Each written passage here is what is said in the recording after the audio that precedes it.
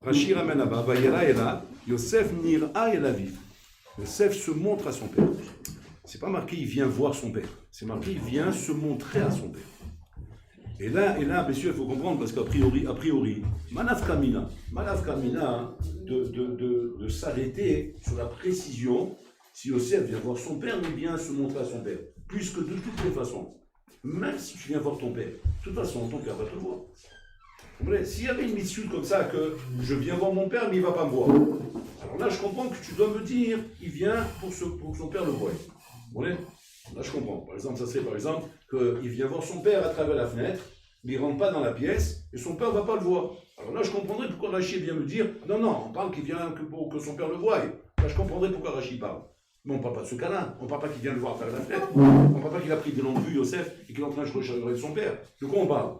On parle que Yosef va rencontrer son père, il va l'embrasser dans ses bras. Maintenant, on parle d'une rencontre où les deux vont s'embrasser dans les bras. Ouais.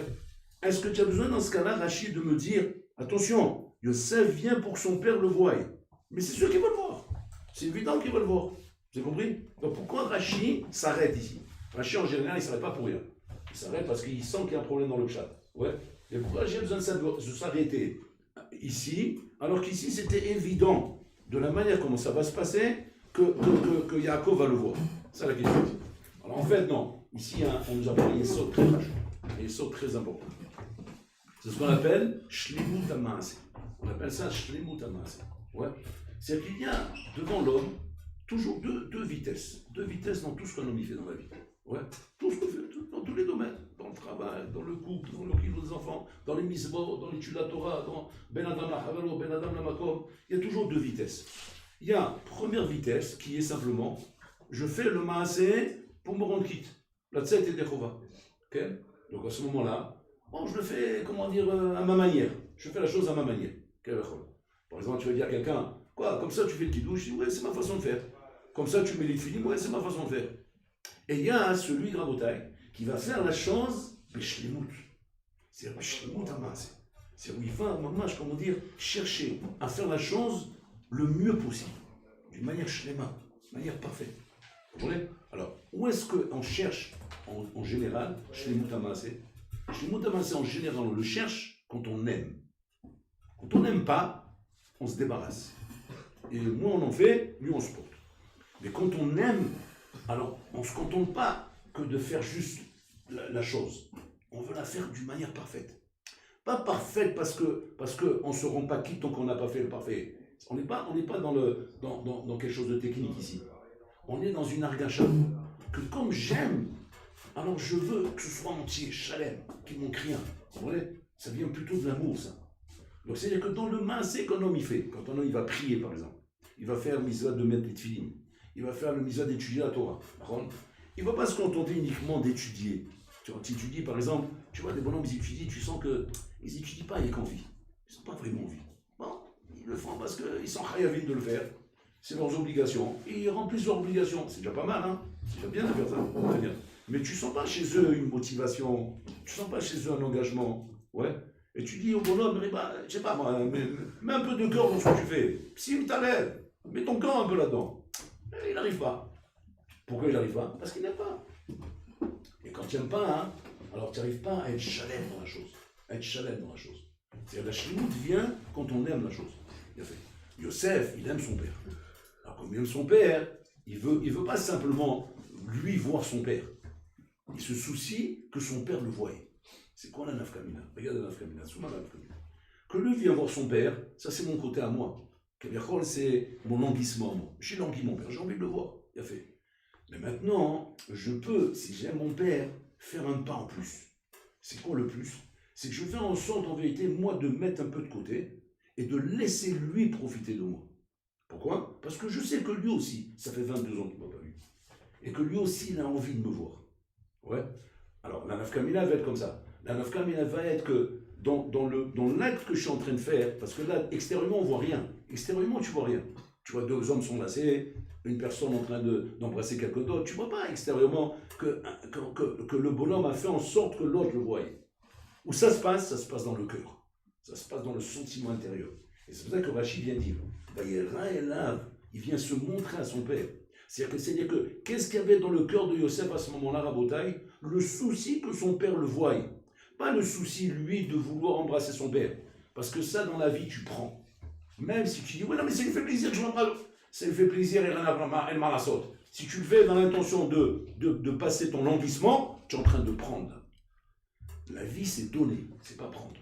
La vie, tu es fort quand tu donnes. Quand tu prends, tu es faible. Karazé. Tu vas dire, mais il faut bien prendre quand même. Je ne t'ai pas dit le contraire. Je ne t'ai pas dit qu'il ne faut pas prendre. Mais sache une chose, c'est une règle. Quand tu prends dans la vie, tu es faible. Quand tu donnes dans la vie, tu es fort. Maintenant, nous, on va croire quoi? Ouais, mais si je donne, je suis un pigeon. Sois un pigeon. Asma, si tu es fort.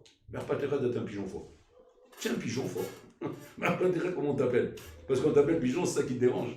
Ouais. Si je te dis qu'avec ça, tu es l'homme le plus fort, tu vas dire pourquoi? Prouve-moi que je suis plus fort. Pas chaud, tu ressembles à ton créateur. Tu ressembles à ton créateur. Bon, alors là, qu'est-ce qu'il fait du matin au soir? Il donne. Il prend pratiquement rien. Il donne, il prend rien. Kaviachol, s'il y avait un être sur la terre qu'on devrait appeler pigeon, oui, pigeon, c'est Akadosh Baruch Hu.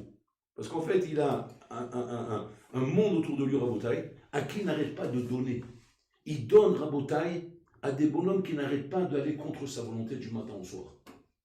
Un monde que Hachem, normalement, si Hachem devait réagir vis-à-vis de ce monde en fonction de ce que lui il attend, il devrait le détruire, ce monde. Qu'est-ce qu'il y a comme pourriture dans le monde? Comme délit, comme Chilou Hachem. Chaz de Shalom. Quel intérêt il a pour le monde de ça? Quel intérêt il a d'entretenir un monde pareil, Rabotai, si c'était que Hachem attend de ce monde qu'avait un kavod? Quel kavod? Quel kavod? On n'arrête pas de Mezazel, Béra. Ce monde, Rabotai, c'est le monde du zilzoul. Avec tout ce qui se passe, maintenant, Rabotai, la débauche, le viol, le vol, le non-respect. Quel kavod il a, Hachem, de ça? Si on parle de kavod Hachem, et c'est kavod. Je vais me dire, bon, ça va, mais il a du kavod au moins avec les gens qui pratiquent la religion. Même là-bas, les kavod. Si on avait conscience, Rabotai, du kavod qu'Hachem il mérite, mais tu plaisantes, moi, mais tu serais en train de... Comme David Ameller, c'est l'exemple du bonhomme qui a compris le kavod d'Hachem. Il était roi. Il mettait un violon ou une harpe de chutote sur la tête de son lit, de façon qu'il laissait les deux fenêtres ouvertes pour faire du courant d'air. De façon que quand le roi il souffle, qui va souffler à Khatsotalayla, il entend le truc, il se réveille tout de suite pour chanter des louanges en Hachem. Il chantait des louanges depuis Khatsotalayla ad Orayom, jusqu'au lever du matin. D'été, il dit comme ça, toute la nuit. Un roi, c'est un roi en Bretagne. Un roi, avant tout, il pense à lui. Il pense à lui de bien dormir, de bien manger, de bien boire, de faire des guerres s'il y a des guerres. Mais il est dans sa vie à lui. David Ameller qui était un roi, où il était Rabotai? Dans le kavod d'Hachem. Kavod d'Hachem du matin au soir, Rabotai. Ça, c'est le kavod. Mais le reste, Rabotai. Quel kavod il y a? Tu vois que des gens qui prennent du kavod pour eux-mêmes. Qu'est-ce qui te donne Hachem comme image ici? L'image de quelqu'un qui donne sans condition. Sans condition, sans rien attendre. Sans rien attendre en échange. Et ça, c'est l'image qu'Hachem attend de nous. De donner sans échange. Parce que là, tu faut. C'est qu'en fait, un homme Rabotai, non seulement il n'est pas perdant quand il donne, mais plus que ça, tu es en vérité au top niveau que tu peux imaginer dans ta vie. Et c'est ça la bataille avec le Yetzirah, Rabotai. Parce que le Yetzirah, il est très fort sur ce terrain. Sur ce terrain, le Yetzirah, Rabotai, c'est un jeu d'enfant pour lui. Pour démontrer que si jamais tu donnes et tu ne prends pas, tu es perdant.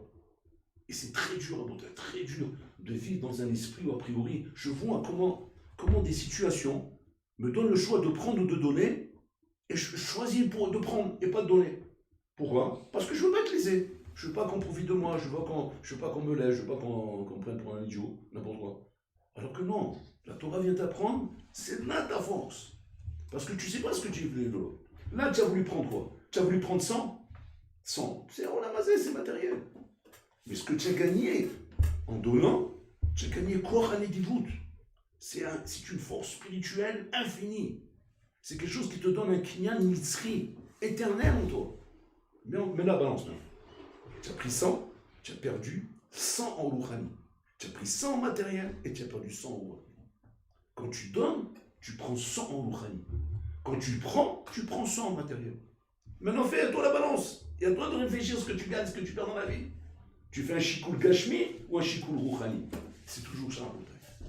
Je vais faire une bracha maintenant. Je la fais Bekavana, j'ai pris Rabotai Rouchani. Je ne l'ai pas fait Bekavana, j'ai pris un verre de coca. C'est tout. Ta bracha était Kevana, un verre de coca. Parce qu'il fallait bien prier, il fallait bien faire la bracha pour boire. Mais tu l'as rendu en valeur un verre de coca. Donc chaque Yom Bivavo est un verre de coca. Pourquoi? Parce que tu l'as fait que dès la tset et des chova. Pour boire ton verre de coca. Par contre, si je l'ai fait Bekavana, c'est que ce n'est pas le verre de coca qui m'intéresse. Et ce qui m'intéresse, c'est qu'est-ce que je peux donner maintenant de moi. Qu'est-ce que je peux donner de moi, ma kavana? À ce moment-là, ton verre de coca, il reste un verre de coca. Il va même te désaltérer dans ce ramasé. Mais tu as gagné ici quelque chose de rouhani. Tu as fait un kinyan nisri. C'est ça l'enjeu, Rabotai. L'enjeu, il est en dessous. Il est en dessous. Pas la peine de s'arrêter, c'est dommage. Mais quand tu t'arrêtes, Rabotai, sur des choses qui peuvent changer toute ta vie, pas, je ne parle même pas de toute ta vie matérielle, même ta vie rouhani, Rabotai, c'est une autre vie, c'est une autre mitziout, c'est une autre ashkafat chaim, Rabotai. Alors, Rabotai, que ça vaut la peine. Et c'est ce qu'on nous raconte ici sur les tzadikim, Rabotai. On raconte ici, Yosef Rabotai vendu comme un esclave, le pauvre, et tout ce qu'il a passé, Rabotai, et on voit comment il garde sa madriga, comment il garde son niveau, Rabotai, son niveau rouhani. Parce qu'en fait, depuis le début, ce qu'il développe chez lui, c'est quoi? C'est le don de soi. Le don de soi. Ce qui fait qu'un homme en bataille descend en madriga, qui tombe en bataille dans ce monde, et qu'il arrive à des yéridotes, c'est parce qu'en fait, il est dans le fait de prendre. Quand tu prends, tu es complètement méchoubad au monde matériel. Tu es méchoubad au monde matériel. Quand tu es au monde, quand tu es dans le lien de donner, alors à ce moment-là, tu es béalien. Tu es constamment béalien, constamment en train de te tourner vers un monde spirituel. Et c'est ça, Rabotai, qui donne la force à l'homme de se battre. Tous ces exemples qu'on nous ramène dans la Torah, des exemples extraordinaires. On voit par exemple, l'exemple de Yosef quand il va se trouver devant Paro. Il se trouve devant Paro, regardez le test qu'on lui donne à Yosef, et regardez comment un homme qui donne surmonte l'épreuve. Et un homme qui prend ne peut pas surmonter cette épreuve. On se met à la place de Yosef. On se trouve devant Paro, on te donne une occasion de nous sortir de prison. Paro, il a fait un rêve que personne ne s'est expliqué. Maintenant, on l'amène en disant, il s'est expliqué les rêves. Bon, tu vois une opportunité ici. Qu'est-ce que tu te dis? Je t'en bats chez mon âne. Enfin, on m'a donné la possibilité de sortir de prison. C'est-à-dire que quoi? Il croit que j'ai expliqué les rêves. On va dire que oui, je sais. D'accord? Avec ça, je sors de prison. Yosef vient devant Paro. Paro lui pose une question. Shamati Alecha, j'ai entendu sur toi que tu sais expliquer les rêves. Mais imaginez-vous à sa place. Qu'est-ce qu'on fait? Oui, monsieur, c'est moi. Et voilà, je suis là dans toi, voilà, je vais tout de suite, dis-moi, c'est quoi le rêve? Parce que je sais qu'avec ça y est, je sors de prison. Qu'est-ce qu'il fait, Yosef?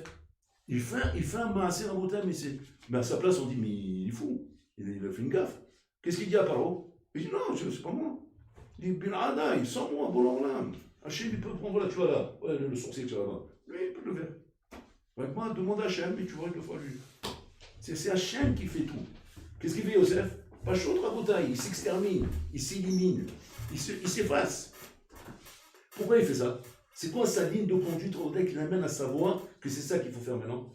Parce qu'il est tout le temps dans une position de donner, pas de prendre. Il ne faut pas que je prenne. C'est-à-dire qu'en vérité, on vit dans un monde Rabotai très compliqué. Un monde où on ne sait pas se diriger. On ne sait pas si le chemin de droite ou de gauche est le meilleur. On ne sait pas si prendre une décision comme ça là ou une autre est la meilleure. On ne sait pas se diriger. Là, la Torah vient nous donner Rabotai un yesod. Elle vient donner une clé. Tu veux savoir comment tu te diriges dans la vie? Pas shoot. Donne, ne prends pas. En donnant, les décisions que tu prendras dans la vie seront toujours les bonnes. C'est vrai que dans un premier regard, tu auras l'impression d'avoir été lésé. Comme Yosef, il aurait pu ressentir comme ça. Il aurait dit, attends, si je dis ça, je vais me faire léser. La Torah te montre, non seulement tu ne vas pas te faire léser, mais en vérité, c'est toi que je vais choisir pour être second. Pourquoi? Parce que je vois chez toi des valeurs. Je vois un homme de valeur à Botaï. Donc un homme se met même en valeur quand il fait ça. C'est pas que seulement il a fait le pigeon. Il s'est mis en valeur à Botaï. On voit le même maasé. Le même maasé, on voit avec Boaz. Boaz à Botaï, il était très âgé. Et il a fait la mitzvah de Yiboum avec Ruth à Moavia. Lorsqu'ils sont rentrés de Babel, etc. Et que Naomi, elle a perdu son mari. Elle a perdu ses enfants. Et qu'elle est rentrée avec sa kala, avec Ruth. Et maintenant, il a dit à Ruth, va brouter, va ramasser des épis sur le champ de Boaz. Boaz, c'était le gars de l'ado. Lui, il va bientôt recevoir. Et elle part là-bas, elle ramasse des épis. Boaz, effectivement, il la reçoit bien. Okay? Il lui donne une faveur de dire, tu peux venir, personne ne t'embêtera, ne t'inquiète pas. Donc elles se sentaient en sécurité. N'oubliez pas qu'à cette époque-là, à Rabotaï, une guillorette n'était pas bien accueillie. C'était pas bien accueilli, surtout qu'elle venait à Rabotaï de là-bas de Babel, et que là-bas c'était, Shalom Rabotaï, c'était pour eux une trahison de la part du mari de Naomi, comment il s'est sauvé comme ça, il a laissé un Israël dans la misère, etc. Donc on les regardait très mal. Et lui là, il a protégé, Maintenant, Naomi, elle a poussé à faire la misa de Hiboum avec lui, parce que c'était le plus proche dans la famille. Elle va pour faire la misa de Hiboum, Boaz Alamakom, il dit attends, stop, il y a quelqu'un de plus carov que moi. Il faut demander son autorisation d'abord. Mais attention, il faut mettre dans le contexte. Boaz sait que si c'est lui qui va avec elle, il va sortir d'ici Mashiach. David Améler, etc. Mashiach. Si c'est l'autre qui va avec elle, non, c'est une autre ligne. C'est un autre. Tu vas dire, elle saute sur l'occasion. Tu rigoles quoi? Là, il faut prendre. Une occasion vient devant toi. Attrape, fonce. Maintenant, les Chora, Boaz, il ne sait pas ce qu'il faut faire là.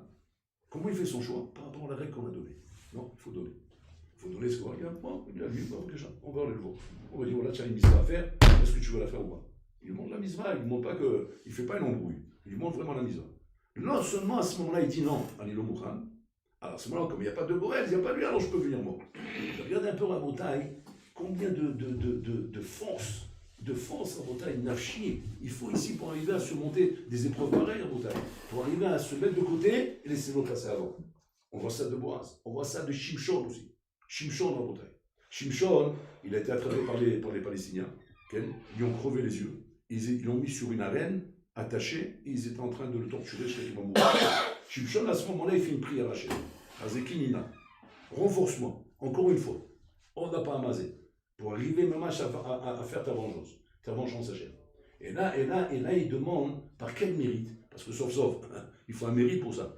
Comment, par quel mérite tu veux qu'on te donne cette force encore? Parce qu'il a transmis son secret à Dalila, il a coupé les cheveux, alors qu'il était nazir, et à cause de ça, alors allez-nous, il est arrivé ce qu'il est arrivé. Par quel mérite? Il dit là-bas par le mérite que pendant toutes les années où j'étais chauffette en Israël, j'ai jamais demandé à qui que ce soit une chose que je pouvais faire par moi-même. Regardez, un Maaseh Katan, une Kabbalah qu'il avait. Il avait une Kabbalah Shimshon. Une Kabbalah dans Avoda pour lui, c'est quoi? C'est quoi sa Kabbalah? Tout ce que je peux faire par moi-même, je demande à personne. Ça te saoule. Alors que quand un homme il a un grade, il a un rang, il est rachou quelque part, fais-moi ça, amène-moi ça, t'as civilisé, t'as vilisé. C'est normal, ça, c'est humain, c'est tout à fait normal. Mais pour moi, qu'est-ce qu'il fait? Non. Shimshon. Qu'est-ce qu'il fait en Bretagne? Non. La chose, je peux la faire moi-même, je ne demande pas. Par ce mérite-là, pour l'Olam, il a donné. C'est-à-dire qu'en fait, qu'est-ce qu'il a amené à avoir cette Siadat Ishmaïa? Le fait qu'il a toujours été soucieux de donner, de ne pas prendre à Bretagne. Aujourd'hui, on vit dans une société de consommation. Société de consommation veut dire quoi? Veut dire que plus tu sens que tu peux consommer et que tu as force de consommer, et plus tu te sens fort, plus tu existes en tant qu'homme. Plus tu sens que tu ne peux pas consommer, ou tu n'as pas la force de consommer, ou tu n'as pas les moyens de consommer, et plus tu te sens défavorisé. C'est ça le point de repère aujourd'hui. Le point de repère de savoir si tu es un homme heureux ou un homme malheureux, c'est la force de consommation. Je peux m'acheter la voiture que je veux, je peux m'acheter la villa que je veux, je peux m'acheter les vacances que je veux, je peux me payer les vacances que je veux, je peux aller à l'hôtel que je veux, je peux partir où je veux, quand je veux, comme je veux. Ça, en Rabotaï, c'est la force de consommation. La force de consommation est le Koach Adam, on appelle ça. Koach Adam, c'est-à-dire la sensation de je peux faire ce que je veux. Pourquoi l'homme, Rabotaï, pour qu'il se sente heureux, il faut qu'il sente qu'il est du Koach? Pourquoi le bonheur chez un homme n'existe que par rapport au Koach qu'il a? Vous savez pourquoi? Pas shoot. Parce que l'homme a été créé Betsel et Melokim. Betsel et Melokim, c'est quoi? À l'image d'Hachem. L'image d'Hachem, c'est que comme Hachem, sa spécificité, c'est sa miyuchadut, c'est quoi? C'est le Koach. Le Koach, la sorte, Mashur, l'homme, c'est pareil, Rabotaï. Quand l'homme sent qu'il a le Koach de faire ce qu'il veut, là, automatiquement, il sent qu'il ressemble à son créateur. Inconsciemment. Et quand il sent qu'il ressemble à son créateur, c'est là qu'il se sent bien. Et c'est là qu'il est heureux. Tout ça, c'est inconscient. Maintenant, le médecin, qu'est-ce qu'il a fait? Il a détourné cette force. Cette force qui, normalement, te ressemble à son créateur, qui te donne la force. Que quand tu ressembles à ton créateur, tu te sens fort et tu te sens heureux. Il a détourné, il a dit, c'est le corps de la consommation. Pour votre consommation. Tu gagnes beaucoup d'argent, tu peux payer ce que tu veux, tu peux aller où tu veux, tu peux payer les vacances que tu veux, tu peux t'acheter ce que tu veux. À ce moment-là, je me sens heureux. Mais tu te sens heureux avec quoi? Tu te sens heureux avec du chomer. Avec du chomer, c'est-à-dire que c'est un koach d'imioni, de Dimion en bouteille, qui te donne l'impression que voilà, qu'avec ça, je suis un kibor. Mais c'est pas vrai, c'est pas ça. Mais Tselem Elohim, c'est pas ça, mais Tselem Elohim, c'était quoi l'idée? L'idée, c'était de ressembler à Hachem dans ses midot à Kadosh Baruch Hu. Et que quand tu ressembles aux midot à Kadosh Baruch Hu, c'est ça le point qui va te donner la simra intérieure au bouteille. C'est quoi les ressembler aux midot d'Hachem? Donner, ne pas prendre, les vater, l'imchol, la viran midotav, tous les midot à Kadosh Baruch Hu. Et c'est ça le Tselem Elohim. Donc ça veut dire que le bonhomme en bouteille, il est berné ou bien il est dans le bon chemin. S'il est berné, c'est parce qu'en fait, il a suivi un chemin à bouteille, que le chemin de Sheker du Yetzirah. Que le Yetzirah, il t'a fait croire maintenant que quoi? Qu'en pouvant profiter de ce monde et prendre tout ce que tu apprends dans ce monde, c'est de cette manière que tu vas être l'homme plus heureux. Youssef Hatzadik à bouteille, il est en Égypte. Il est à la place la plus favorable qu'on peut imaginer. Il gagne l'argent à un roi, comme un roi. Qu'est-ce qui l'intéresse à Youssef en bouteille? Une chose l'intéresse à Youssef. Voir son père, qui était son rave, ouais, s'intéresser à la Torah, il envoie la Haggadah pour montrer, je suis encore dans la Souga de Egla, on est sur la question sur laquelle on était resté, pour laquelle je n'ai pas encore de réponse, et j'attends de te voir pour avoir la réponse. C'est-à-dire, vous voulez Yosef, il n'est pas là-bas, il n'est pas dans ce monde matériel là qui est en train d'essayer de lui vendre quelque chose. Pourquoi? Parce qu'il a compris, Rabotai, que la force de l'homme ne s'évalue pas par rapport à combien de matériel et combien de matière il a. La force de l'homme s'évalue à combien je ressemble à mon Créateur, combien je ressemble à Bola. Combien je suis capable, d'être ma'avir à la midot sheli. Combien je suis capable d'être erech hapaim. Combien je suis capable d'être patient, d'attendre, d'être kadosh, d'être un mouchlam. C'est ça, la force de l'homme. Si Nachinami, un homme, peut-être tu le vois, qu'a priori, il a toutes les puissances du monde, il a du matériel, il a tout ce que tu veux entre les mains. Et que l'homme se croit fort parce qu'il a une belle voiture, il a une belle maison, il a un beau boulot, il a une belle carrière. Akol zerabotin, ils akol evel avalim. Ces choses-là, Rabotai, sont des choses extérieures à toi. Elles ne viennent pas montrer chez toi les qualités pour pouvoir ressembler à ton Créateur et t'appeler un homme fort. Tu es un homme fort, Bédimion. Intérieurement, tu es faible. Tu es faible, pourquoi? Parce que sans ce matériel, tu ne vaux plus rien. Si demain on t'enlève quoi que ce soit de ce matériel, tu vois, le bonhomme, Rabotai, il déprime, il tombe en dépression nerveuse, il tombe par terre, il est écroulé, le bonhomme. Alors qu'un bonhomme qui s'est construit intérieurement, même s'il n'a rien en matériel, il est l'homme le plus fort du monde. Pourquoi? Parce qu'il n'est pas fort par rapport à des objets, il est fort par rapport à une construction intérieure, un binyan pnimi en bouteille. C'est ça que la Torah nous apprend. Il se montre à Yaakov, c'est-à-dire il cherche la shlimut dans le mazé. Et c'est ça qu'on doit faire nous aussi en bouteille. Quand on fait des brachot, quand on fait une fila, quand on fait une avoda, chercher le maximum de shlimut dans le mazé. Pas simplement pour avoir la kavana, c'est pas simplement une lien de kavana. C'est un lien rabotai, pas chaud de te construire avec ce. Des années je fais des brachot, des années je fais des filotes, des années je fais des mitzvot. Je sens pas que ça me change. Je ne sens pas transformé. Je me sens le même bonhomme. La preuve, tu vois tes midotes, elles sont les mêmes. Toujours des midotes dans la route. Ouais. Comment ça se fait?